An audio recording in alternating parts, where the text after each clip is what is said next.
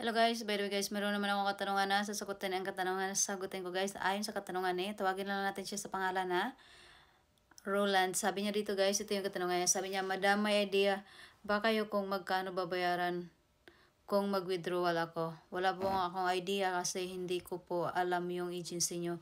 Kung sa agency kayo na nire-recommend ko yun, magkaka-idea po ako.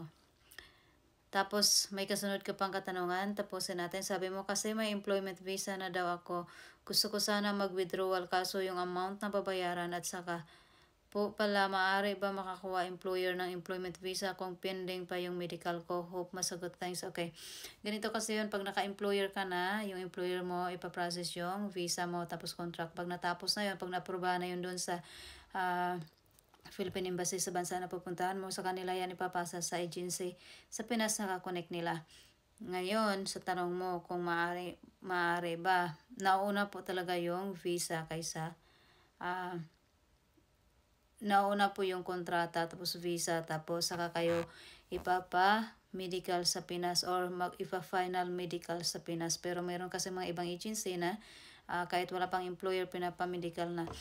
Ngayon, para makamake sure ka talaga sa halaga na babayaran mo, pumunta po kayo ng POA, itanong nyo po doon, tapos sabihin nyo lahat na concern nyo doon sa POA, kasi si POA lamang po ang nakakaalam talaga ng tamang amount sa every country na pupuntahan ng isang OFW. Sabihin na natin na pupunta ka ng Hong Kong or pupunta ka ng Singapore.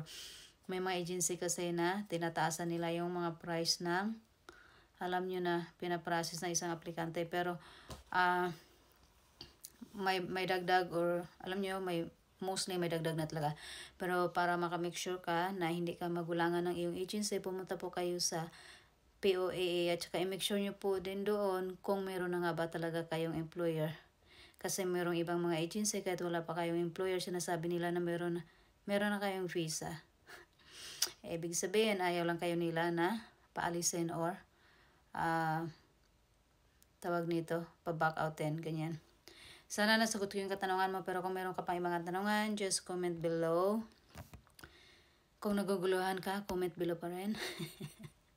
Kung sa tingin mo naka-benefits ka sa aking video, pahingi naman ng favor, pa-click ng subscribe, and then, yan lang. Have a good day. Sana nasagot ko yung katanungan mo, pero para ma-make sure talaga na tama yung babayaran mo, suggest ko sa'yo, pumunta po kayo ng POAA. Sa POAA, merong desk doon para sa mga nagtatanong or nagko-complain. Okay? Sana nasagot ko yung katanungan mo. See you. Have a good day. See you guys.